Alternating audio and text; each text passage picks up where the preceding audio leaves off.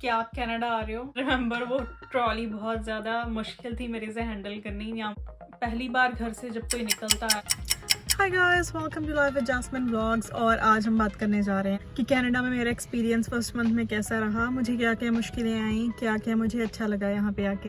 I am sure सभी के अपने अपने एक्सपीरियंसेस होंगे कनाडा को लेकर and a lot of people like it जब वो पहले पहले आते हैं एंड बहुत लोगों को होम सिकनेस होती है। कुछ लोग अपनी फैमिली को छोड़ के आए होते हैं, so it's really hard to stay in a different country. It's not only Canada. जब भी आप अपना घर छोड़ के कहीं भी जाते हो if you in your own country, so it's pretty hard for an immigrant to live in a different country. So this is my experience, this is my feelings in this vlog, so do check it out. हम start करते हैं मैं Canada क्यों आई। 12th papers ख़त्म हुए and I was just chilling and मुझे नहीं पता था मैंने कौन से कॉलेज में जाना। मेरी एक स्कूल फ्रेंड थी जो मेरे से सीनियर थी and she went to Canada before me. मेरे से 4 या 6 महीने पहले चली गई थी वो कनाडा। आई वाज लाइक वो चली गई है, मैं भी कनाडा चली जाती हूँ। आल्स की मैंने IDP से 12th पास आउट्स होते हैं एंड हमें कुछ भी नॉलेज नहीं होती। मैं पढ़ी हूँ अकाल अकेडमी में and it was a day boarding school. ज़्यादा घर से बाहर नहीं निकली कभी and it was really overwhelming for me to go to a college over there. अपने पेरेंट्स से बात की, मैंने बाहर जाना है।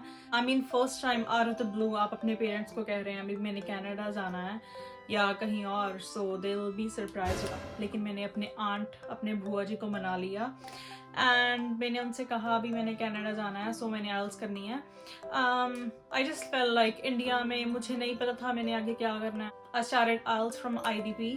मैंने 3 और 3.5 वीक्स मैंने आइल्स की वहाँ पे और मैंने एग्ज़ाम दे दिया एंड मेरे बैंड्स आ गए। एंड लेकिन I wanted to go in September intake because हमारे 12th के एग्जाम्स अप्रैल में हो जाते हैं। सो हमने सितंबर इनटेक लेनी थी सेम एज जो मेरी फ्रेंड आई थी। उससे मेरे पेरेंट्स ने कंसल्ट किया अब इसने कौन सा कॉलेज लिया और कहाँ पे गई है वो। And she went to Sheridan college जो है ब्रैम्पटन में and she took chemical lab technician course. So मेरे पेरेंट्स कहते भी तू भी एक मेडिकल स्टूडेंट है, सो हम सेम कोर्स और सेम कॉलेज ले लेते हैं so that there is someone who can help you out if you have any issues and any time. फिर हमने शेरिडन कॉलेज लेना था लेकिन वो नहीं मिला। So guys, first of all, you should be ready to come to Canada. You need to make your mindset कि आपको कौन सी मुश्किलें आ सकती हैं वहाँ पे जाके। Don't even think कि वहाँ पे जाके आपको सारा कुछ प्लेट में परोस के मिलेगा। You have to work, you have to do hard work, you have to earn all that stuff अगर आपने कनाडा में आना है। I know कुछ स्टूडेंट्स या कुछ लोग लकी होते हैं लेकिन I would say 80 to 90% of the people they have to earn in order to stay in Canada. I came to Canada in 2016 December और मेरा था Jan intake 2017 जो था शेरिडन कॉलेज में। 7th of December को मैं यहाँ पे लैंड हुई थी टोरंटो में। मैंने ऑलरेडी किसी को कहा हुआ था मुझे पिक करने के लिए, कोई फैमिली के कोई नोन थे and they picked me up from the airport. I still remember मैं बाहर निकली एयरपोर्ट से। I had no idea which way to go.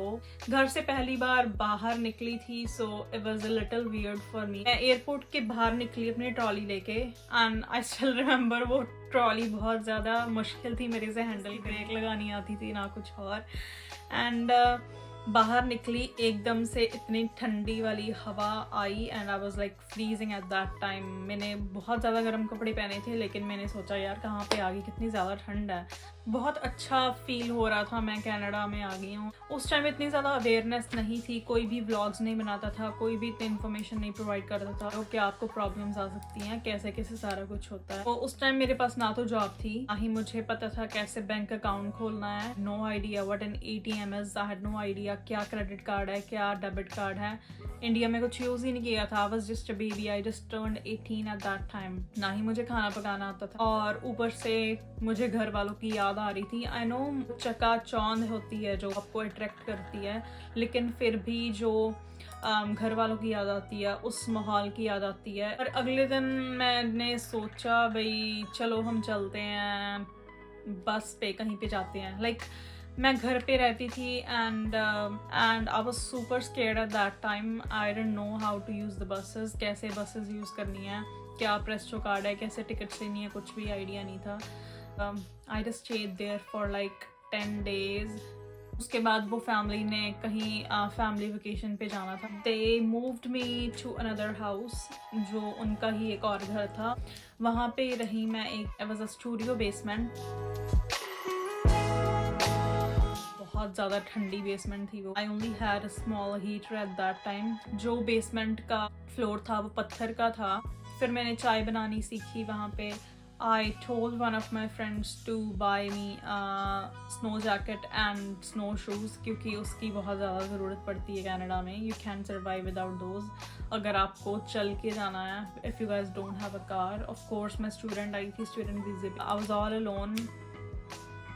नया देश, नए लोग, नया एक्सपीरियंस. और अभी मुझे 6.5 साल हो गए हैं कनाडा में. बेसमेंट में रहते रहते काफ़ी टाइम हो चुका था. जैन में मेरा कॉलेज स्टार्ट होना था. इट वाज लाइक 8th थी, पता नहीं 9th of January थी 2017 की.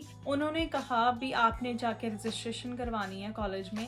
सो I went to college, registration करवाई और इस तरह मेरा कॉलेज वगैरह स्टार्ट हो गया.